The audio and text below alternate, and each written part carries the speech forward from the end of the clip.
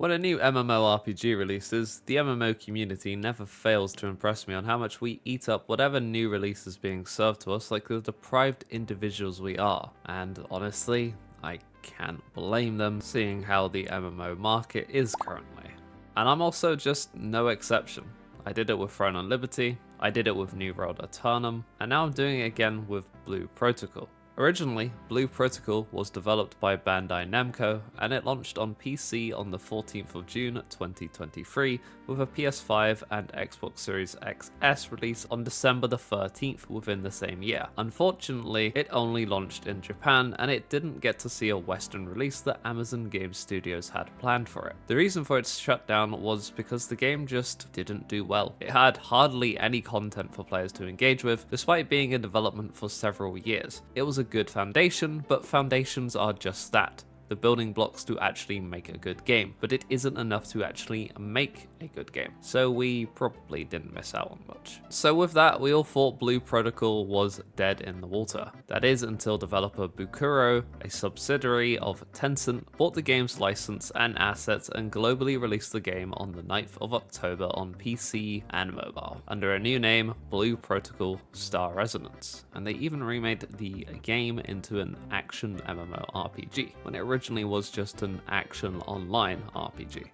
So let's begin at the start, making an account. So upon launching the game, you have to make an account, which Steam will actually do for you automatically, which I did find a bit weird, but whatever. It did make it awkward figuring out how to combine my BP account to Twitch to claim Twitch rewards, which I did after the fact of watching all my hours and claiming the rewards. So when I finally figured out how to link my account, I still to this day haven't got my week 1 Twitch drops, even though I've got the following week drops, but oh well. Anyway, next up is picking a server, because that's a normal thing to do in an MMO, right? Well, not in BBSR's case. Here, everyone on Global plays on the same server. If you're from a game like PSO2, you'll be familiar with this. But if you don't know about this, well, basically just enjoy being on American ping if you are European, because that's where the servers are located. This does have the advantage of being able to play with pretty much any of your friends, be them European or Americans, but the ping can make it difficult to play at times, even more so during the harder dungeons and raids, as it can spike pretty badly, especially if you're like me who lives in the middle of nowhere and has internet cables made out of wheat.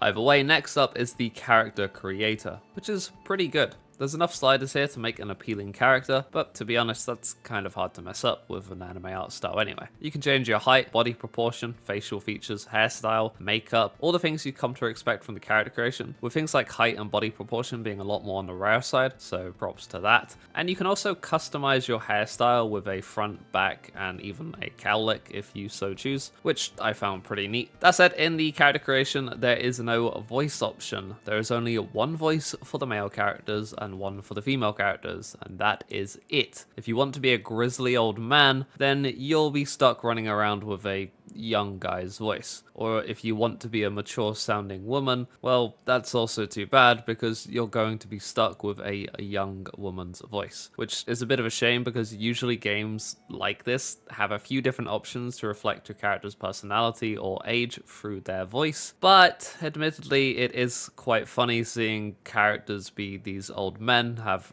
really high-pitched sounding voices. Also, you don't name your character until you actually get into the game, which okay is fine, I guess, but this is the second MMO I've played that does this, and I wish I just knew sooner, because I may have spent 5 minutes looking for this option to name my character, and that option doesn't actually exist in the character creation. Either way, once you've made your character the way you want them to look, you can then select a class, which is the perfect time to say that this game uses the MMO Holy Trinity system, that is being tank, healer, and DPS, which honestly I'm always a big fan of because it encourages teamwork. And obviously I'm saying that because if you know me already, if you know the history of my channel and just me in general, then you'll probably know that I would go for a tank class, and that tank class being the Shield Knight, and this class uses a sword and shield and has a big paladin vibe going for it because it uses like holy magic and stuff like that. It's really cool. You can also freely change classes in game as long as you have them unlocked, which you can do with an item. You get one of these for free early into the game,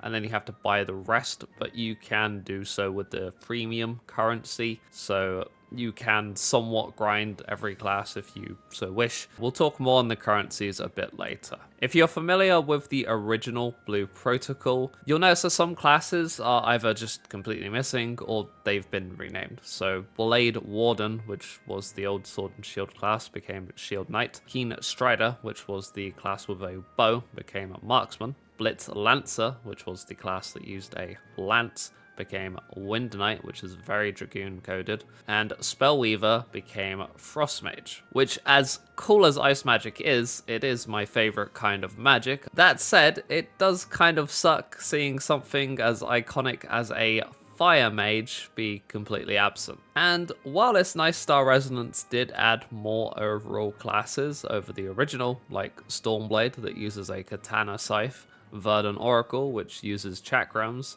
Heavy Guardian, which uses a big glaive, and Beat Performer that uses a guitar and is a healer, so it's like a bard healer-esque class. On top of each class also having two different specializations to pick from, which both offer different kinds of playstyles, and each of these classes being pretty unique in their design and aesthetic. However, it is still missing the Hammer class, which is Foe Breaker, and the dual axe wielding class, which is Twin Striker. And a few NPCs even use dual axes, so it's bound to be released at some point. But the reason for these classes' absence is probably either they simply aren't ready yet, and they are most likely going to be slightly different over their original iteration, because they've done that with every other class and weapon type, or they simply have the class ready, but they're just withholding them to be released with new content, because this game does love staggering its content, which can be seen as a good or a bad thing depending on who you ask. Either way, with our character made and class selected, the first thing you'll engage with in this game is the story. And well, thankfully, the hold F to skip option exists, so I actually have no opinion on the story except that it's a gacha game story, and we all know they just aren't very good at storytelling. I feel like I'm going to annoy a lot of people with this opinion, but it's just an opinion, so don't get offended too much, okay? I simply don't like how gachas tell stories. Anyway, I really couldn't imagine how long it would have took me to actually get to my first bit of combat if I was to just sit here and listen to the gacha yap, so that's why I skipped ahead. However, I do have an actual opinion on the side quests. Maybe not their stories, but at the very least how they are structured. And I'm here to tell you it's nothing special. I've played these games before.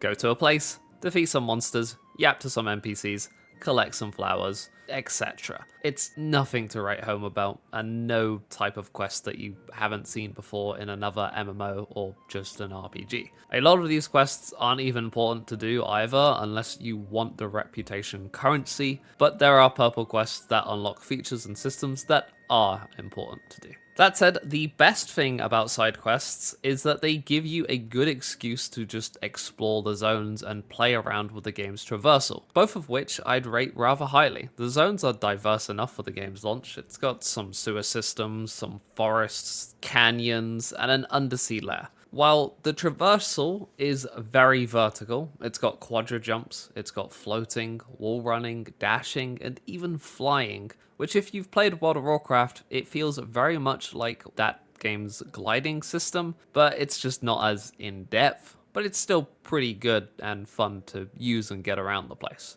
Either way, the game is very parkour heavy, and that makes it really fun to travel and explore. You can even find these chests that offer you a pittance of bound rose orbs and other materials. The game also has waypoints you can teleport to and also has mounts, but mounts mostly exist to just auto-navigate, as parkour is usually just a faster option. And yes, you can auto-navigate to quest locations or anything really that is clickable on the map. There are also these things called daily commissions, which admittedly do actually have some fun activities to them, but they do also get a bit repetitive, so thankfully you can actually stack up to 3 of these for each day you miss. Something worth mentioning before we move on though is just how good the game looks. The character designs, art style, music, and look of the game, and its environments are really pretty. BPSR is a good looking game if nothing else, and I do just want to put that into the video wherever I can because it's worth saying. It's a really nice looking game, and if you just are after pretty aesthetics and anime art style, then it might keep you entertained for a few hours if you don't like the rest of the stuff. Anyway, before moving on to the actual combat system, we do have to talk about the technical side to it.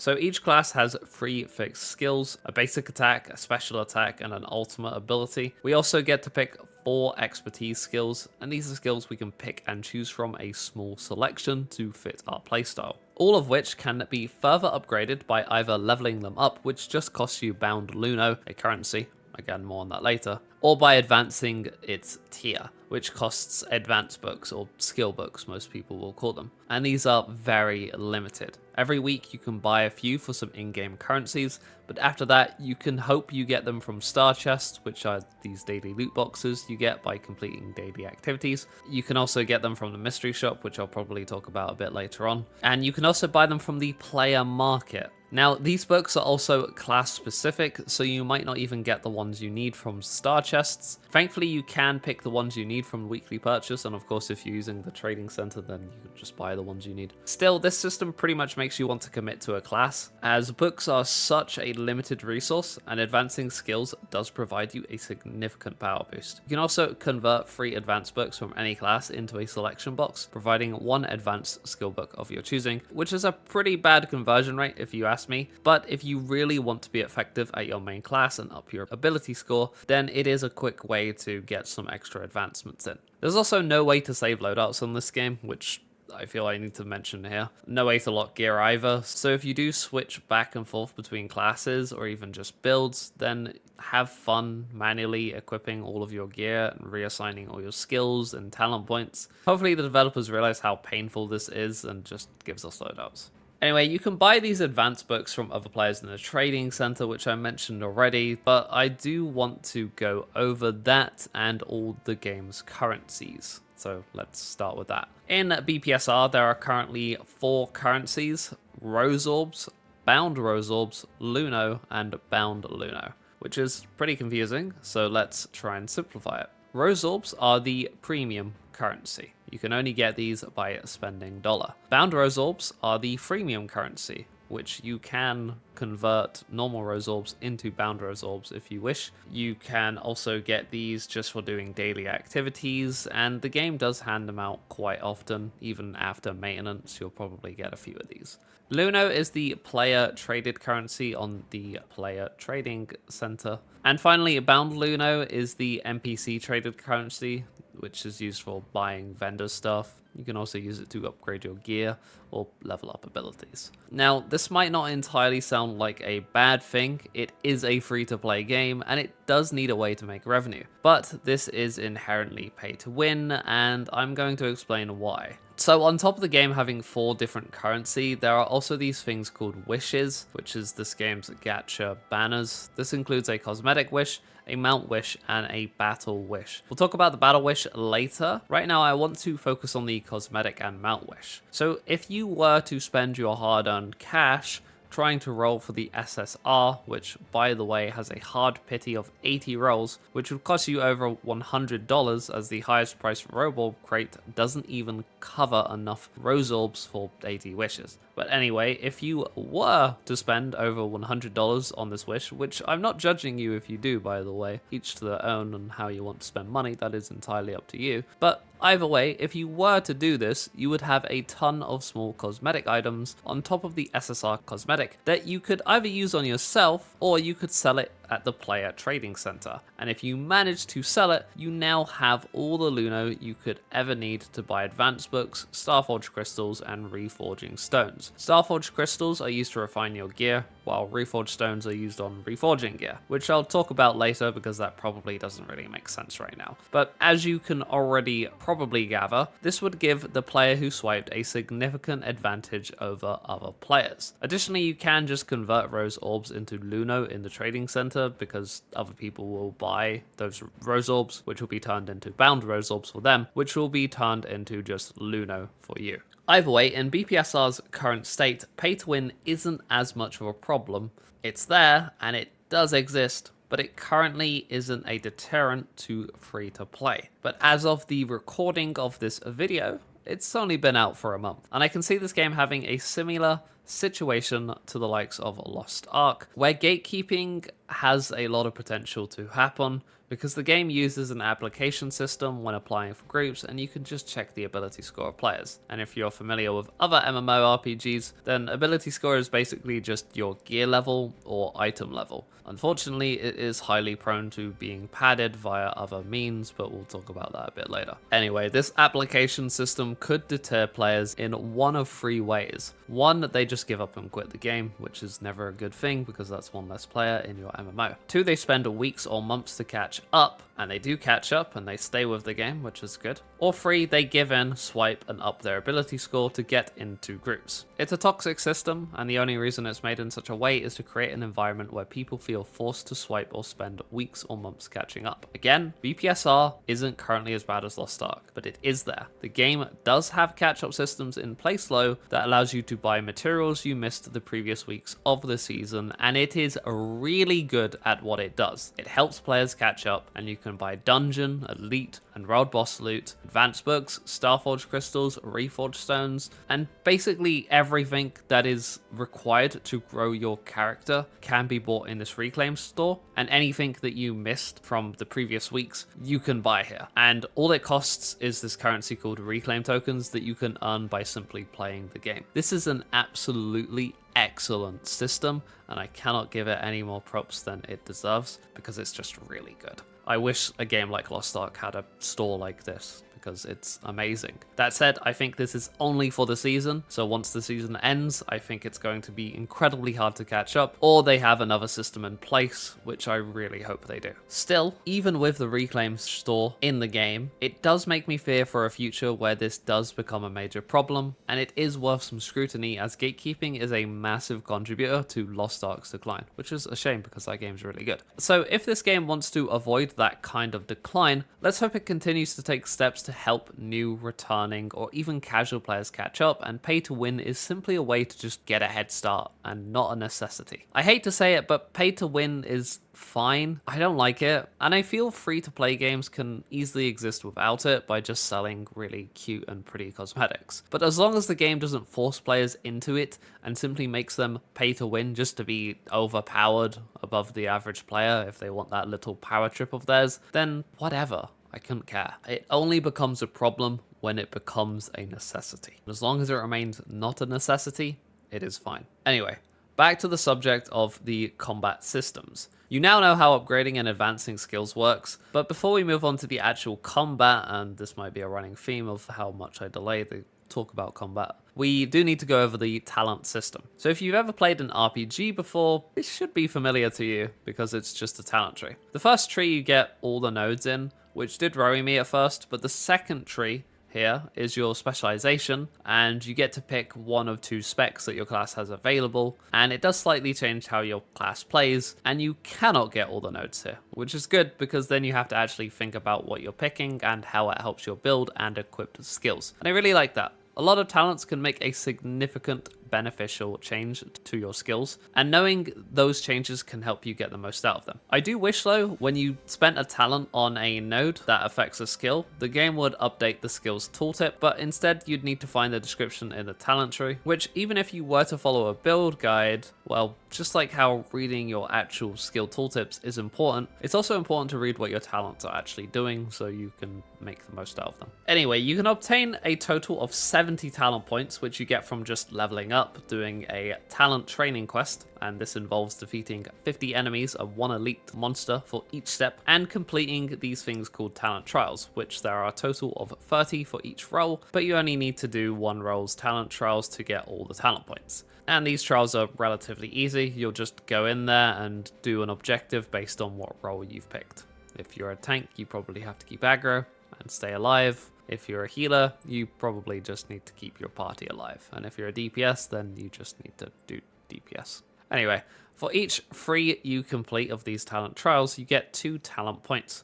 Talent points are not a one-time use either, so you can switch your talents around for free and even apply them to different classes, even if you have 70 committed in one class, so that's not a concern. However, there are these things called arcane seals, and there's one for each type of role. These are used to activate the big nodes in the talent tree, and they can only be committed to one class at a time. They can, however, be taken out and redistributed to another class or another key node, but this is a more limited item as opposed to talent points. That said, you will get all the arcane seals you need pretty easily by just playing the game, but if you do plan to play other classes, this is the limiting factor. But as I mentioned earlier, there are no loadouts in this game currently, and it makes it a real pain, especially when you could potentially have two different talent tree setups for dungeons and raids. Moving on, we have Battle Imagines. In addition to the basic, special, ultimate, and 4 expertise skills we get, we also have 2 slots for Battle Imagines. These are on longer cooldowns that when used either summon or transform you into a monster that will do a special effect unique to it. And it also provides passive buffs just for having it slotted in. For example, my Tempest Ogre that I grinded my butt off for, when summoned, pulls in all nearby enemies and then does a big AoE hit. And also has the passive of lightning strikes on nearby enemies every 10 seconds, and this is lowered by 0.5 seconds for every hit I take, which, as you can probably guess, is pretty ideal for a tank. Not just the passive, but also the active as well, as it will group up those annoying ranged enemies. To be honest, it's quite annoying that such a quality of life ability is something you have to grind so hard for, but that does make it the ever so bit sweeter to use, I suppose. Anyway, every class can use every Battle Imagine, so even a healer could use Tempest Ogre, although they probably shouldn't. The caveat to this is, unlike with skills that you can just unlock by upping your adventurer rank, Battle Imagines do need to be farmed. First by acquiring a monster's will through an RNG drop, then collecting enough battle materials to craft the Imagine. You can target farm Battle Imagines through elite and world bosses. Elites respawn every 3 minutes, while world bosses are every hour and half an hour. However, the will drop rates are abysmal, and you only get 4 keys a day, 2 for elites and 2 for world bosses, both of which can stack up to 6, so you can miss a few days. And these keys are used on chests that are dropped by either elites and world bosses, and are the only way to get the wills and battle materials used for crafting Imagines. My only guess for such a time-gated system is due to the Battle Imagine Wish. This is BPSR's second type of gacha banner, which includes exclusive Battle Imagines that are only obtainable through the banner, and all the world boss Battle Imagines. And some of those exclusive Battle Imagines are quite strong. One of them reviving up to 4 allies, and resurrecting in BPSR is restricted in the high tier content, allowing only 1 resurrect per player per attempt. But this Battle Imagine ignores that restriction. Minus the exclusive Battle Imagines, the banner itself is a quick shortcut to a desired world boss Battle Imagine, as you'll either get lucky and get your desired legendary will, or dismantle any unwanted legendary wills for arcane wills, which can then be exchanged for a legendary will of your choosing. That said, as a free-to-play player, or at least a light spender, you can most likely get one of these powerful Battle Imagines from this banner, because you can buy the wishes for the Bound Rose Orbs. That means you can farm out this, although that said you farm it out on a daily and weekly basis, to get enough pulls to get the powerful Battle Imagines. So yeah, that's a thing. I have Ariona myself, so it is possible. And I am by no means a whale. But overall, this is very much pay to win, because if you have an excess amount of money, then you can just pull on this more so than a free-to-play or light spender will. You can also advance Imagines up to tier 5, and for each advancement requires another will and a bunch of the materials that you initially used to craft the Imagine. If you do manage to get it to tier 5, it is a significant boost to ability score, and this is just another layer of pay to win, because there is no way the average player or free-to-play player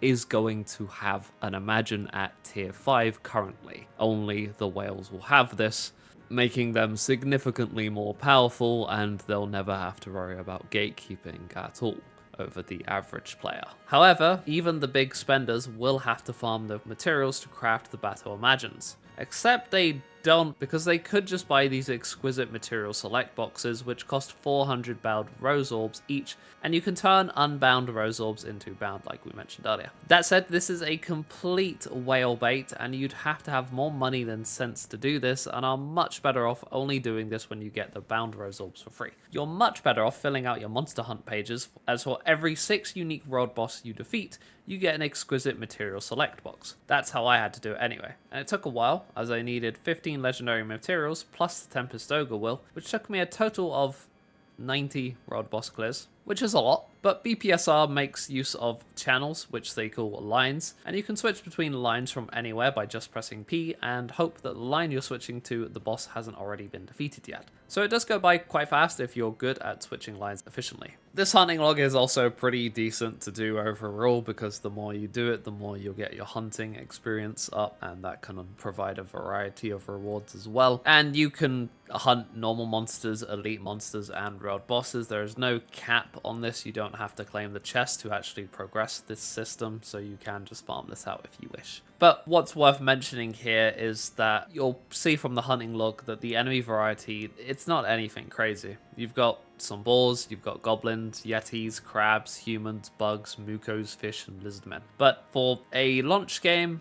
it isn't so bad, and I'm sure they'll add more variety over time. Anyway, there's also this content called Stimen Vaults, and this content is bi-weekly, and it's a tower climb type of content. It requires a full party consisting of a tank, healer, and 3 DPS with 60 floors in total, although I've only done up to 40 as that was all that was unlocked, as this game does time gate its content. Which, to my understanding, the time gating of content is a preventative to gatekeeping, which honestly does make sense, because if floor 60 was released day 1, the gatekeeping would be absolutely rampant and only the whales could actually do this content. So the fact that they time gate this content does make it so people can progressively get enough ability score to do the new floors once they release, so it's actually not too bad. Anyway, this content is another way to obtain those legendary materials for crafting imagines, as well as arcane wills to exchange for the legendary wills. As for the content itself, admittedly, it's not great. It does have a cool idea with this kind of modifier to spice up gameplay, like the Watcher, that is this large cone AoE that will attack anyone caught in it, and it basically rotates around the room, and a player can go in it to like bait it away from the group if they so wish. But every floor in this Stimen Vaults content is literally just copy and pasted. Like, every floor has the exact same structural layout and is identical. And that can make it a real bore on the eyes, especially when you're doing 60 floors of the same thing. And I feel like if the layout was to change at least every 10 floors or so, it wouldn't be so bad. But the 40 floors that I did being the exact same is just not good. Sure, you only have to do it once every 2 weeks, but even then, it would be a little bit more enjoyable if it at least looked different every 10 floors, when I do have to do it once every 2 weeks. So yeah, that would be nice if they could get around to actually changing that at some point, but yeah. This Stimen Vaults is also the first piece of content where I actually got gatekept. First, I tried to apply for groups and I was being denied, and secondly, well, I'm really hoping that the reason for this is just because I missed a week of dungeons, so my ability score is a bit lower than it should be because I didn't have as many reforged stones. That said, I did actually just buy the reforged stones from the reclaim shop, so I'm not sure. Anyway, basically what happened is I got accepted into a group, and I stayed in the group for a little bit until like the last slot, and the last slot got filled up by another tank, which was a bit weird, and then it said you have been asked to leave the party, which is just a nice way of saying you were kicked. And that doesn't feel the best to get kicked from a group once you've already been accepted, and that's all because the other tank, I guess, had a higher ability score than me. And this has happened to me when playing Lost Ark as well. It's not a good sign that this is already happening, but it is what it is. Anyway, luckily I am in a friend's guild, and they did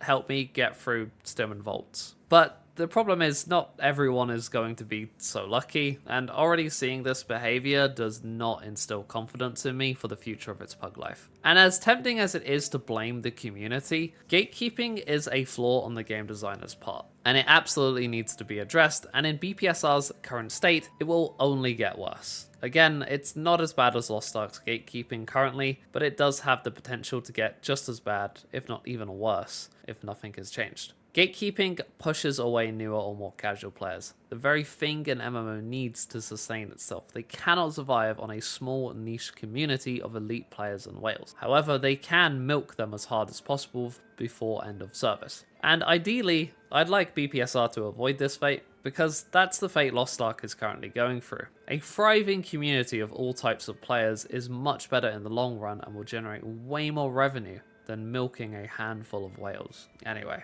now that we've talked about skills and battle imagines and moving on from that, we can finally talk about the actual combat in this game. So BPSR is an action combat MMO with a tab targeting function, but it's more of a lock-on function, and it uses the Holy Trinity system, stuff we've already been over. For abilities, we get basic attack, special attack, and ultimate, 4 expertise, and 2 battle imagines. This gives us a total of 9 abilities to press, along with a class-specific resource that we need to keep track of and take advantage of. Shield Knight is the only class I've really played, although I've played a little bit of Wind Knight as well. I'm mostly going to be talking about Shield Knight here. But from my experience with playing with other people, every class does seem to have its own identity. They also all have their own strengths and weaknesses. For example, I did raid with a heavy guardian, which is the other type of tank, and they barely ever took any damage thanks to their insane damage reduction and mitigation tools. But if they did take damage, they would need the healer to heal them. Meanwhile, the Shield Knight spec I played just had a really big HP pool, along with a ton of self-healing, but the drawback was if I were to be put into a state where, say, I was unable to perform any actions but still take damage, I would probably die, if not spam healed by the healer. Which makes both tanks have their own pros and cons in their own way, which I can really appreciate. You have to approach them differently as a healer as well, not all tanks are the same. And tanking in this game is fun, kind of. It's a very active playstyle. You have to use your abilities and resources well in the higher tier content to actually stay alive, in master dungeon pools or in raid boss encounters, and I like having that kind of control. It does make me feel like I'm making an impact, be that either by making the healer's job easy or dealing some respectable damage as a tank. Sadly, the raids are kind of boring as a tank, while the master dungeons are fun, but more on that later. Enemies also have this stun meter, and once it's been fully depleted, they will be stunned, which can feel really impactful as a tank when an entire pack of mobs is stunned and you stop receiving damage. But I do have some minor grievances with the game's combat system. The first one being that aggro in this game feels very, I don't know, it feels kind of fake. Almost like it's forced onto the tanks, but also not really. And you'll know what I mean by that later. There's also no way to see debuffs on enemies other than if you have a mechanical debuff like Shield Knights that shows a sigil above their head. But generic debuffs like vulnerabilities just don't show up. Which, I mean, does it need to? Maybe not on trash, but still just a bit more clarity would be nice. Speaking of visual clarity, the visual clarity of enemy attacks is pretty clear, but UI visual clarity is pretty bad. So the first thing I want to talk about is that all of your debuffs and buffs are all clustered together, and to make matters even worse, they're all black and white. Just one of these things is pretty bad, but both? This is really bad, and it really should be changed. It's like there was zero care for visual clarity here, and it's just not good. And it could be a really easy fix as well. Just make debuffs be in another area, I don't know, to the right instead of bunched up to the left with the buffs. Make debuffs red, make buffs green, make your class-specific buff a unique color so you can distinguish it from the green buffs from other players. I don't know, just not black and white for everything. That's just silly and bad. Unfortunately though, this goes for the entirety of the UI. And yeah, sure, it's a mobile game, and you can definitely tell that when you click escape and just look at the menus, but it's also an MMO, and it's just missing some aspects that an MMO should have. Other than what I've already mentioned, there is no option to customize your UI. There are no accessibility options like photosensitivity modes or colorblind modes. And it's stuff like this that just is completely missing from the game. Like, come on. Take a look at some of the other MMOs and get some inspiration, because the game clearly did that in some cases, but for the UI, I think it just copied Genshin or something. I don't know, it's just really bad. Anyway, something a bit more on the combat as a whole, and maybe this is a bit nitpicky, and the combat can feel good at times, and comboing your abilities and making good usage of your resources and getting a lot of procs on your damage abilities and stuff like that can feel really addicting and really fun, and you feel like you're really pumping out damage whenever you just are in this state of constantly getting your resources back. But something I just can't help but feel is that it can feel really floaty at times. It's as if the attacks just do not have any weight or impact to them. There is no feedback on the enemies either, and I can't put my finger on exactly why it feels this way, because it might just be the sound design, it could be the animations, or it could just be the lack of a screen shake or feedback, and it does make me feel like at times that I'm just flinging air at the enemies, even though as a shield knight I summon this like holy blade from the ground that looks like it would do a lot of damage and have a lot of impact. And I don't know, it just feels weird, and I do hope for some kind of improvement here at some point, because I want my attacks to actually feel like they're doing something and not just being absorbed by health sponges. Maybe this is because I'm playing a tank and the damage on tanks just really isn't that good compared to playing a DPS, but I don't know, I've played around with Wind Knight a little bit and it kind of feels the same. It just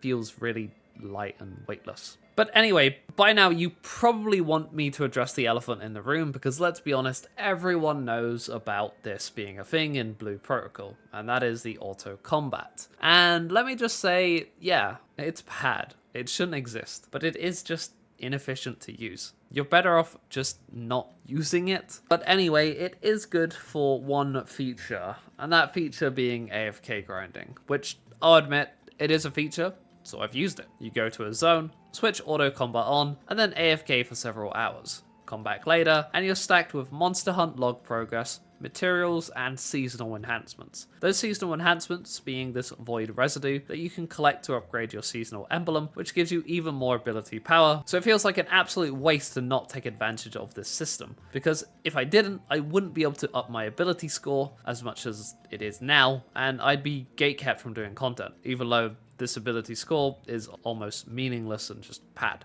Anyway, farming void residue manually would actually be so mind-numbing, but I still wish it didn't need to be this way. And I hate to say it, it's just very clear that this is just a strategy to maintain high concurrent players, when in reality, your player base is just legally botting. And it's a shame really, because the Monster Hunt log gives a lot of reason to just go out in the world and do stuff. But once you look past the prettiness of the world and realize that most of these people are just AFK farming normal mobs for void residue, or elite mobs for their hunting log, or world bosses for rare drops, whatever, it makes you realize this active world full of people aren't actually actively playing the game, they're just doing something else, be that being at work or sleeping or whatever. Yeah, you can still play the game when you're doing all that. But anyway, let's move on to something else, which is the gear progression of this game, and it will tie nicely into what we want to talk about next. So gear is dropped by world bosses, dungeons, and raids, and there are 3 different types of gear: strength, intellect, and agility. So if you wanted to play both tanks or Wind Knight and a tank,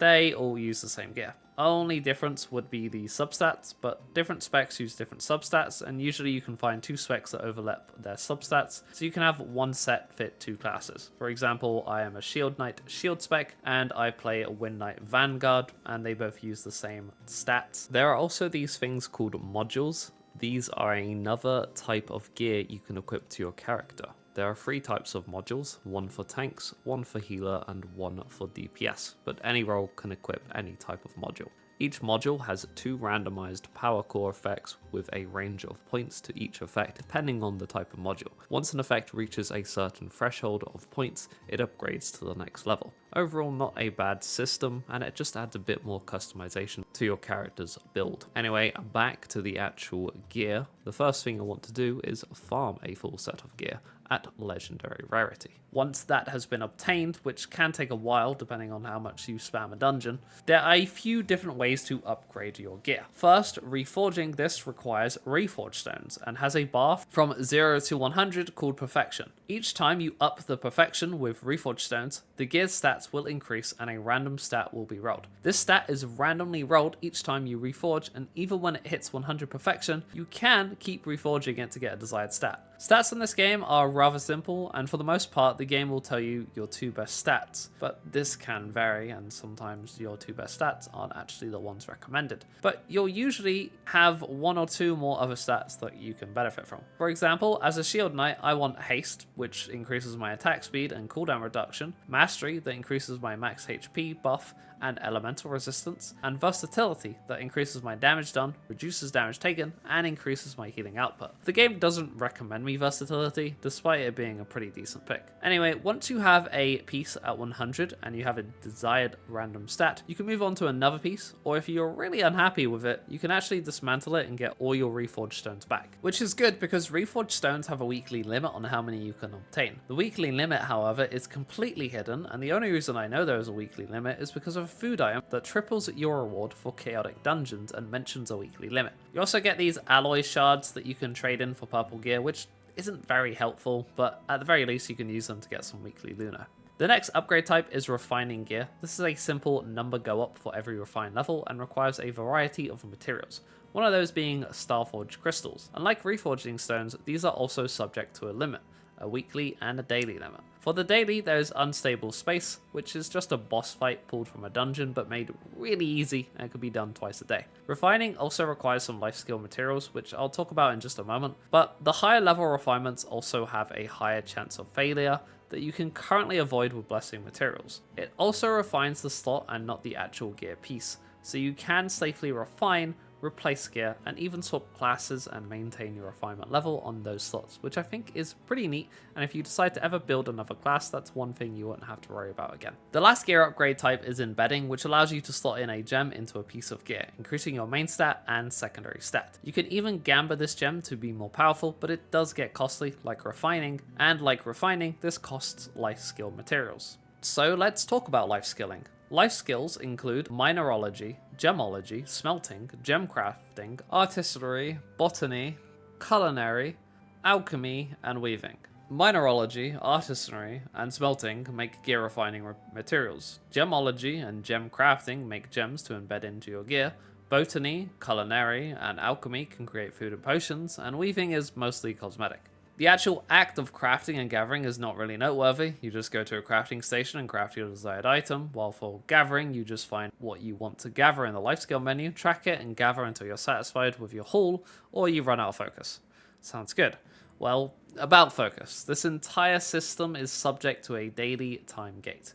You get 400 focus a day that you can use to gather and craft items, and once you're out, that's it for the day. There are, of course, these potions that restore 100 focus per use, and you can get 8 of these a week, a few from the battle pass, and sometimes in the mystery shop for unbound rose orbs, because why not? I seriously don't know why it's only unbound rose orbs and not just bound rose orbs, but yeah, if you're free to play, you don't get any more of this through the mystery shop. It's kind of silly because the mystery shop only has these sometimes, and then it's like, yeah, you have to pay for them. Anyway, it's also limited in what you can specialize in, or at least it's time gated in that regard. You get these tokens for every 300 focus you consume, and these can be spent on the mastery tree of each life skill. This allows you to gather or craft more valuable resources, or just the resources that you actually need to craft. If you play for long enough, eventually you will unlock every single node on every single tree, but that will take you quite a while, and if you're a new or returning player, you are going to be really behind. At the very least, everything that can be gathered or crafted can be bought in the trading center for decently low prices, so it's not the end of the world, and I can only imagine these prices are going to get lower and lower the more time goes on and the more people master more nodes on the life skill trees. There are also some weekly deliveries that you can make that give a good chunk of life skill experience that levels up your life skills, which isn't super important as most mastery nodes don't require a certain life skill level, but the rewards for reaching certain levels are quite nice. There's also fishing, which is mostly a side activity for achievement and for cooking materials. The mini game itself is quite fun though, with a reel and line tension mechanic. I haven't done much fishing yet, but the little I have done, it's not a bad fishing mini game. It is, however, very grindy if you actually want to level it up, but it doesn't require focus like other life skills does. Seriously, I'm still level 1 and I've probably spent at least an hour or so fishing. And to level up fishing, you just do more fishing. You can also research fish. I think that might also give you experience, but the more fish you have, you can basically donate them to research, which gives you a higher chance to also get those fish. I don't know, it's a weird system and I need to do a bit more of it, but it's very boring after a while. Despite it being a fun mini game, it can get a bit tedious with how slow it is to level up. Anyway, another addition to life skills is the homestead. Although not inherently a life skill, I just want to put it in here because it's kind of similar to fishing and it does have its own progression system. The homestead serves a few purposes. Like, it has daily deliveries, which are similar to the weekly deliveries, and these daily deliveries will reward you with homestead experience and homestead coins. The experience can be used to upgrade the homestead to access more stuff from the homestead vendor that exchanges homestead coins for life skill materials and gardening essentials. Gardening is just another way to get homestead coins or achievements, and you can also customize your homestead exterior and interior and craft furniture. It somewhat reminds me of Lost Ark Stronghold a bit, but a little bit different. But both are remote islands with a mana to yourself. And in this game, you can even invite friends to become roommates with you, which means you will now share the homestead rather than having one individually. It's basically just instant housing that everyone gets for free, and I really wish some other MMOs would take notes here. Anyway, I think it's time to talk about BPSR's monetization, because it needs talking about, and I'm not sure where else to put this in the video. So we're just going to do it here. First things first, the store. For the most part, this is mostly cosmetic stuff, which I have to admit, the cosmetics in this game do look good, if nothing else. And the wardrobe system allows you to mix and match all different types of cosmetics, like tops, legs, gloves, boots, headwear, facewear, mouthwear, backwear, earrings, necklaces, and rings, and a lot of this you can even dye, giving the player a lot of freedom in how they want to look. Also included in the store is an optional subscription service that's honestly stuff I can see myself not needing, but the cosmetics and daily login rose orbs you get from it are quite nice, I guess. There's also the mystery shop, which I briefly mentioned earlier, a few times actually. But this shop can have some nice growth materials in it, like advanced books, starforged crystals, reforging stones, etc. It refreshes every day, so it pays to log in to check this stuff, and usually only costs rosebound orbs, sometimes lunar orbs, and rarely unbound rose orbs for focus, like I already mentioned. Lastly, there's the colourful store with a few extra tabs. The orb store, which has some cosmetics, growth items, and battle items, which is the perfect time to highlight Revive Candy. Now, this is mostly used in high-end content as it's restricted to one resurrect per player with a Revive Candy. Otherwise, you cannot resurrect in this content unless you have someone who has Ariona's Battle Imagine. You can buy these with Rosebound Orbs, so it's not the worst thing, and they are given out free often enough, but it's still kind of just a goofy system. I can only imagine as this game progresses that they'll just give out more Revive Candy, like literal candy, and it's not going to be so much of an issue. Moving on, there's the Friendship tab, which yet again is mostly just cosmetic stuff, and these can be bought with friendship points that you can earn for playing with friends. You can also earn them through leisure activities, which are mostly just AFK activities. Go to a place and put your character on either auto combat or just do an emote and stay there for an hour or so. Not the funnest thing to do, and again, mostly a mechanic to just pad concurrent players, but it's another way to earn friendship tokens. And then there's the honor coin tab that mostly has growth materials, and you can buy these weekly. And honor coins are earned by simply playing the game and doing activities, but honor coins are subject to a weekly limit. Finally, there is the reputation tab, and this is yet again mostly cosmetic stuff, but it does include some battle items. Reputation can be earned through doing the side quests and just doing some other activities as well. There's also the season pass, battle pass, whatever you want to call it. Anyway, it costs $10 to get the premium track and $20 if you want the accelerated. The free track is already pretty decent enough, so the premium is mostly if you want the cosmetics and some extra growth items, but it's not make or break. This is honestly normal battle pass stuff in these kind of games. It even has a season store where you can exchange some of these season points to buy growth and battle items. And advancing the season pass is simple enough, as completing daily tasks will give you some pass experience, and you even get some rosebound orbs from completing these daily tasks every day as well. The only problem is the season pass is of course subject to a weekly gain, so you can only level up so many times in these season pass. So if you are late coming into the game and you really want the cute outfits, and you'd have to buy the season pass, but you might not have enough time to actually get the outfit, then you would have to buy levels in that case. That's the only reason these games do that, is because of that and FOMA, which we really love. And actually that's what I want to get into now, which is that the season pass is actually a temporary thing. So even if you did buy it and you say bought it too late, so you didn't get the outfit, or you missed logging in a few days, or you decide to just take a break after buying it, and then you miss the window, well, the next battle pass will come along and it will replace the old one, which would be a complete waste of money. especially if you missed out on the exclusive cosmetic, because that's like the most important thing. And I really don't care how many games do this. It is a completely outdated system. Like, making battle passes these temporary things that you don't own forever is so bad. Once you've bought a battle pass, you should then own it forever and just have the option to enable progress for the selected pass whenever you want to. Just like how Helldivers 2 does it, just like how Halo Infinite does it, just like how Marvel Rivals does it, and this makes the battle pass pro-consumer. There is no excuse for making battle passes temporary when these games have stepped up and set a good example of how you should do battle passes. Yet games still do it because they want to waste your money, and it's really bad. Anyway, one last thing I want to talk about in the Season Pass here, although it's not to do with monetization anymore, and that is the title system. This system is a seasonal feature, but the season is different from the Season Passes. So 2 Season Passes during a season, which I know is pretty confusing. Anyway, this season is the Avoid Corruption season, and you'll do certain tasks, collect achievement trophies, and they'll allow you to advance your title. And this will unlock rewards for you like rose-bound orbs and cosmetics. And for the most part, you'll just get achievement trophies for just playing the game, but some of these do actually need to be targeted. And the real criminals in this are the superior achievement trophies, which are these gold ones. And they are needed to advance from green to blue, and blue to purple, and purple to orange,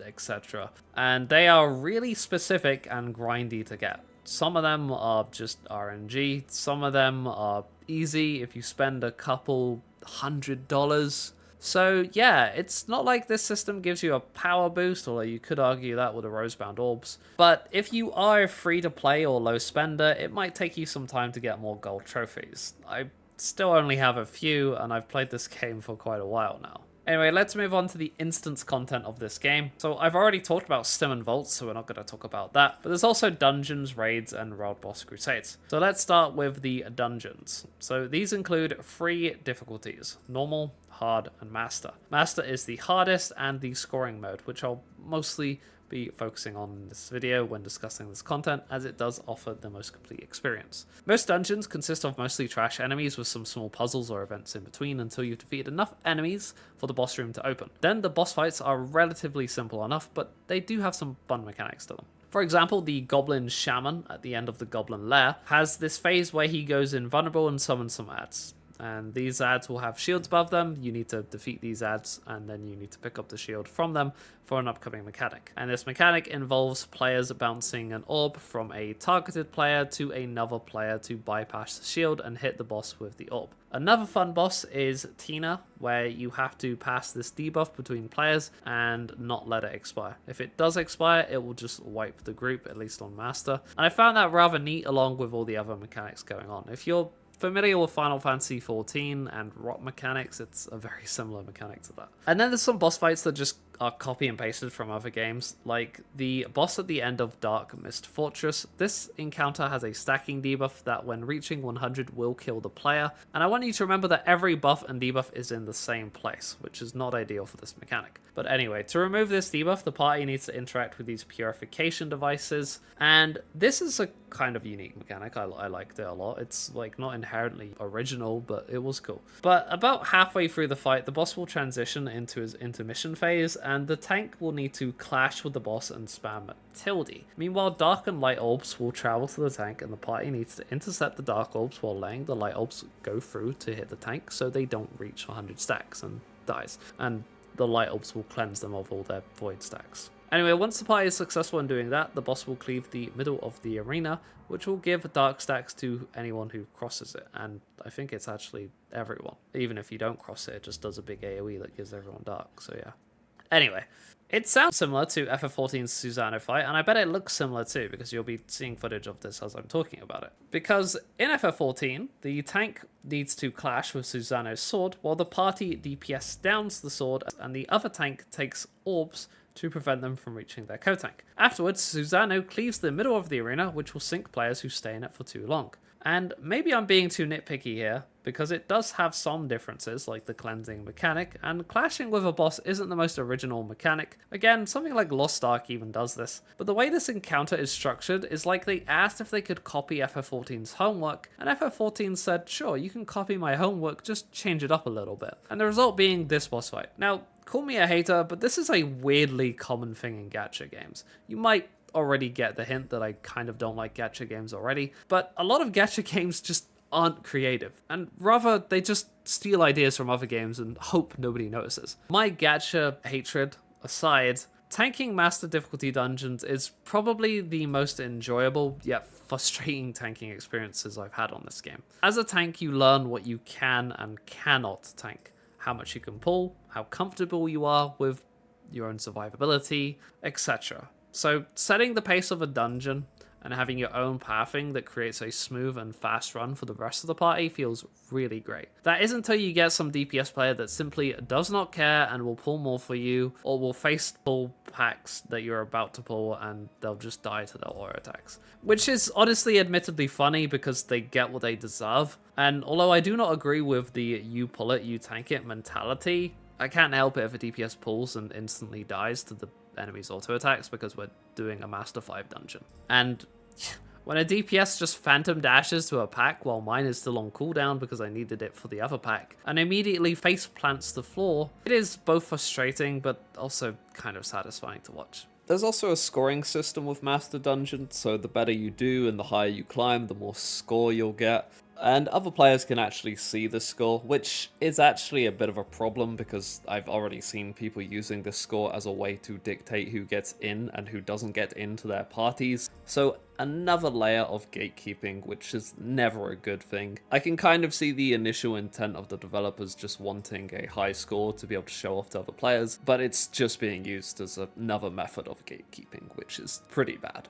Something else probably worth mentioning, if you don't want to deal with other players, you can actually use NPCs during these dungeons, even the Master Dungeons, although only Master 1, so you can't push the further Master Dungeons. These aren't available until the week after or so after release of the initial Master Dungeon. So along with nerfing the Master Dungeon by allowing unlimited resurrects, still, it's a pretty nice feature to take advantage of if you're a new player, and you can even grab a buddy and duo the dungeon and the rest are NPCs. Which, honestly, I can only give props to because too many MMOs where it has, like, these NPC companions won't let you party up with buddies. It's either you do it solo with NPCs or you do it in a full party with other players. But BPSR allows another player along with you and some NPCs. Now, the bad thing about the NPCs is they are extremely incompetent and they either do mechanics wrong or they just don't do them at all. They're really bad. The good thing is they cannot die. So even if they get you killed because they're just not doing the mechanic properly, they will survive any raid wipe and then you can just resurrect after and continue the fight. But moving on, there's also the raids, and in BPSR there is currently 3 available 20-player raids and 3 difficulties: easy, hard, and nightmare, with nightmare not being available yet as of the time of this video. Either way, the 2 that I did had some creative mechanics to them, so I'd like to go over them, starting with the Ice Dragon. Now, the first phase of this dragon has these cannons that need to be used on another dragon to repel it away. Once they start to overheat, they can be cooled down by the Ice Dragon's attack, and as a tank, I actually got to turn its line AoE Tank Buster towards the cannon to cool it down, which felt pretty good to do. The other dragon is conveniently a fire dragon and drops these fire puddles on the ground, and this is important because during this fight, every player has a temperature debuff and meter that they need to reduce to stop them from freezing. So they can run into the fire puddle to remove the cold stacks. If they let this reach max stacks, it will freeze the player and they need to be broken out. In all honesty, this is a cool mechanic, no pun intended. And I don't see it used often. The last time I saw something similar was in Lost Ark's Kazuros raids. I think it was Act 2. And you had a temperature meter in this fight as well, and once it was full, you would freeze and you'd need to be broken out by other players. And no, this time I don't think the game is copying Lost Ark. It's not a completely original mechanic, it's just not used very often. Anyway, then there's this intermission phase where the raid needs to split into 2 groups, left and right, while avoiding these ice tornadoes and destroying fire barrels to remove their cold stacks, and reaching the end to destroy an ice wall. Both sides need to be successful to pass this wall, and I thought that was a rather cool mechanic, if not a bit frustrating when your side went smoothly, but the other side has several frozen players and you failed to make it to the boss in time, because the boss is readying an enrage attack that needs to be prevented by doing enough damage to its shield. Either way, once you make it past that, the boss is pretty much done for. There's a stack marker on a tank, but it just gets cheesed because it's on a tank, so they just solo it and take it away from the group. That or it's a tank buster and it's just unclear, but I'm pretty sure it's actually meant to be a stack. Then there's the Bone Dragon, and this one was a bit on the simpler side, but also had a cool interaction with a mechanic. So at the start of the fight, it didn't really do much, just tank and spank, but after some time, it would spawn a portal that one of the parties needed to go into and deal with some ads. It does this throughout the entire fight, and the same people can't go in for a while because they get a debuff preventing them. So the other group has to go in instead, so they have to kind of alternate groups who go in.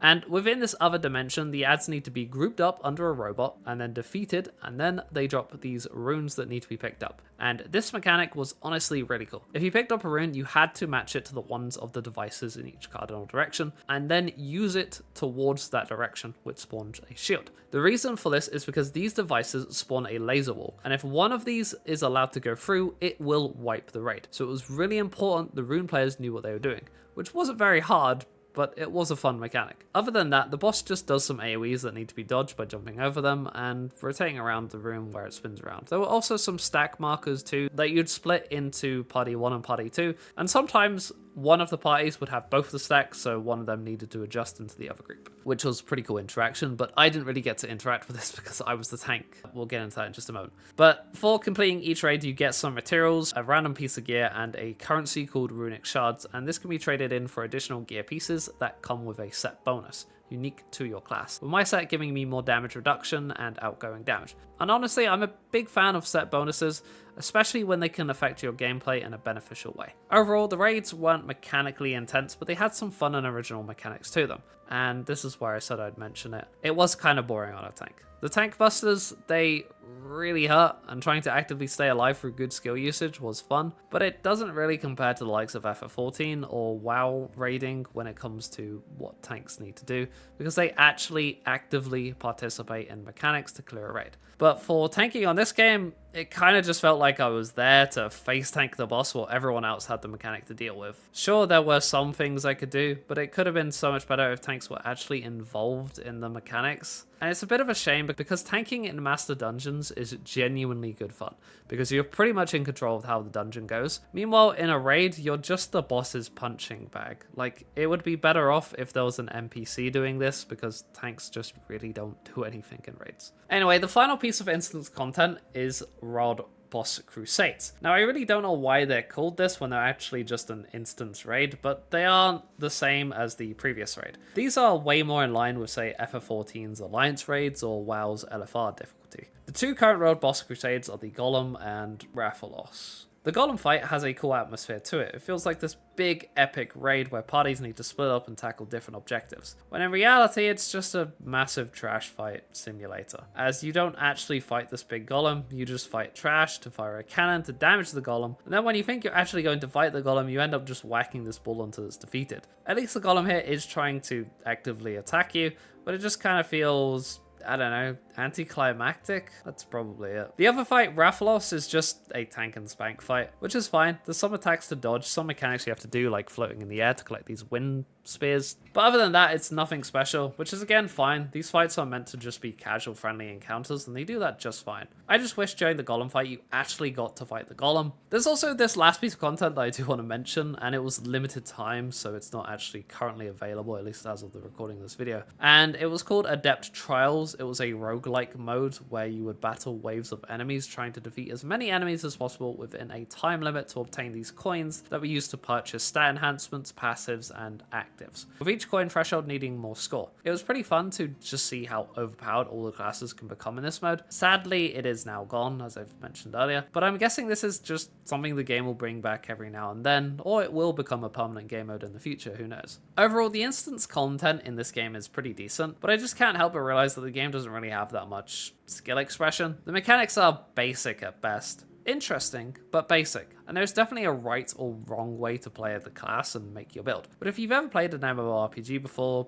both of these things aren't an issue. The mechanics are things you've seen in probably another MMO, and classes are simple enough to learn, although I do have to admit the talent tree system is pretty in-depth, so I do enjoy that. It definitely doesn't have the depth of, say, PoE 2, which is an ARPG I really enjoy, but there's some depth there for sure. But the problem I'm kind of trying to get at here is just having a good ability score, I feel, can be enough to carry you through, or at least get you into parties. Which does slightly concern me, as Lost Ark has a similar problem with its item level and combat power. People want high item level and combat power on that game to completely skip the hard mechanics, while on BPSR that isn't really a thing. It does worry me if they were to introduce harder counters into the game. The player base would simply resort to becoming as overpowered as possible, making swiping a necessity. Again, I really hope this isn't the case, especially with Nightmare difficulty like coming out at some point. But maybe it'll be an issue, maybe it won't. We'll see.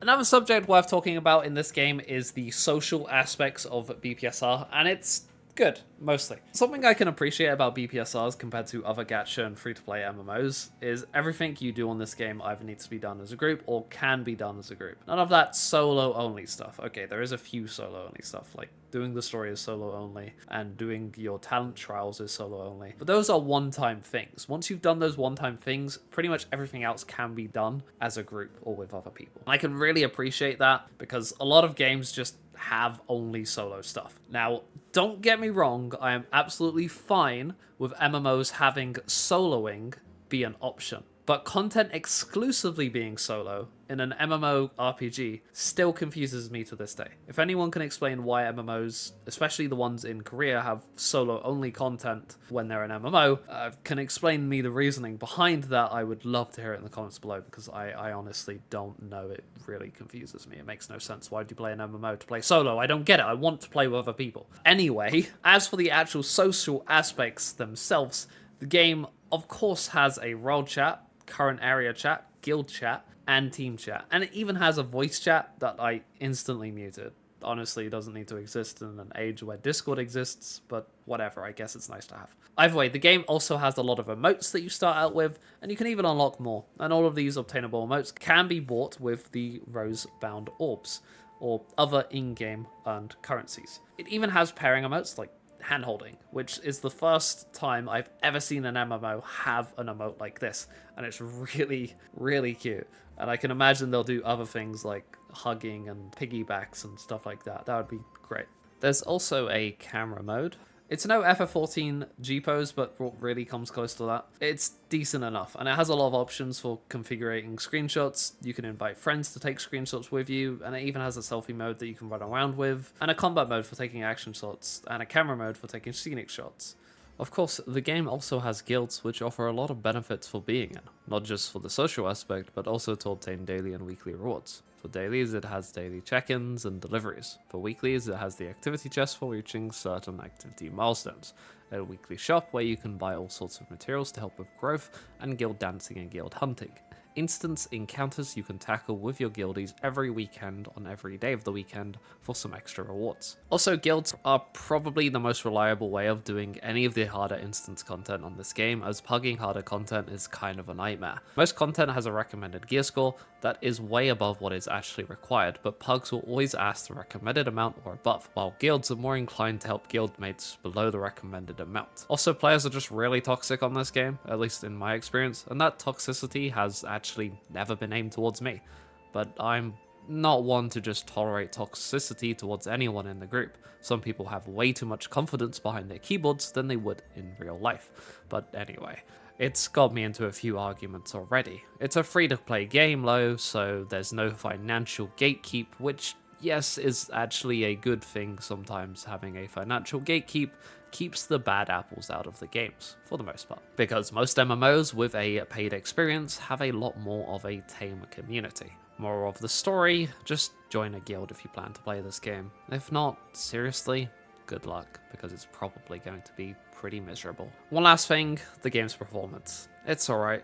The entry bar is pretty low, and I'm pretty sure any PC could run this game, as there's a few good settings that you can change to lower the graphics quality. That said, the game really struggles to maintain stable FPS where there are more than 10 players on screen. My FPS drops in raids, but never in dungeons. Also, the servers really struggle during world bosses sometimes, with not only the FPS dropping, but also the game just starts to lag, even for American players who are closer to the servers than us Europeans. And the game just can't seem to handle it. I'm not sure why. Maybe the servers just aren't very good. Anyway, that's everything there is to BPSR, which is quite a bit, and I didn't expect to talk about this for so long or take so long to make a review for this game, but MMOs are big games. They aren't simple. They have a lot to offer, and BPSR, which yes is a mobile game, still has a lot going for it. And honestly, I probably missed a few things thinking about it. I tried to include pretty much every detail about the game into this review, but there's probably some things that I just forgot to mention. So if there is, and you think I forgot to mention it, then I do apologize. So to summarize, is BPSR a good game? Is it worth your time? And I think that completely depends. Are you watching this video to actually get a recommendation, or to simply confirm your bias? Either reason, of course, is fine, but that might raise the question of how I actually feel about the game. And well, I enjoy it. Yes, I have a lot of issues with the game, and I haven't held back on any of them. The pay to win is really worrying for the future of the game, with gatekeeping being an absolute major concern. The auto combat to inflate its player base is just bad and scummy. The UI is just completely incompetent, and the time-gated content along with dailies and weeklies actually limits how much you can play the game. I often find myself wondering what to even do for the day. My weeklies are already done, and then there's nothing else to do, and I have been pushing Master Dungeons, so that's not even a question. Still, I managed to find enjoyment in my time spent. There's just something so appealing about growing my character and making number go up, and there's a lot of good the game does, like the constant flow of content every few days and weeks to keep me engaged and excited for the next content drop. Despite this being effectively the content gaping that I complained about, it does work, and again, prevents instant gatekeeping of content. So, if you're after a cute MMORPG, well, BPSR is literally that. If you're a fan of gacha games and free-to-play MMOs, this also might heavily appeal to you. But if you're someone who plays more premium MMOs with upfront payments or monthly subscriptions like FF14, World of Warcraft, Guild Wars 2, or The Elder Scrolls Online, it very well might not be the game for you, but maybe worth a try anyway, because I'm an FF14 player, but even I found enjoyment in this game, regardless of my hatred towards gacha games. And in the end, it really is just up to you to try it. It's free to play, so just give it a go, I guess. Or don't. You might not want to waste your time, but if you do give it a go, do not fall into the pay-to-win pitfall. It really isn't worth it. If you end up enjoying the game, you can and will catch up without having to pay a dime. And I mean, again, if you really want to pay for cosmetics or whatever, then go for it. I'm not judging you. And if you want to make your anime character look cool or cute, then more power to you. Still, I don't think I'm going to be playing this game long term, but currently I'm having a good time with it, and I'll be sticking around for its Season 2 to see how it progresses, as the game has a lot of potential. It's definitely not the MMO saving grace, and I don't think that's coming anytime soon. I think it's way too niche for that, and it does need to fix up some of its flaws, but it's still very early into its MMO life, so it's not too late for it to change its fundamentals. I'll definitely be checking it out every now and then when a new season drops in the future. But let's actually hope that future exists, because the game has worryingly been dropping in player count ever since its release, and it now sits at a 20k 24-hour player peak. Which isn't bad, especially when this doesn't account for mobile players, but it's definitely a lot lower than what it initially launched with, and some days it drops almost below 10,000 players. And this isn't helped by the fact that they completely alienated Linux users by adding an anti-cheat a few days after release, which potentially screwed over a lot of people who may have paid for the game on day 1 or 2, and then suddenly they can no longer play the game. Pretty bad practice if you ask me. Anyway, that'll do it for this video. If you enjoyed the video, don't forget to like, comment, and subscribe if you haven't already. And if you'd like to support me further by checking out my Patreon for only $3 whole a month, which in today's economy is less than a cup of coffee, then you can check it out in the link in the description below, along with all my other socials that I'd appreciate if you check out if you just typically enjoy my content. But as always, thank you to my Patreon members. You're the real heroes. With that said, I hope you take it easy and have a nice day. Goodbye.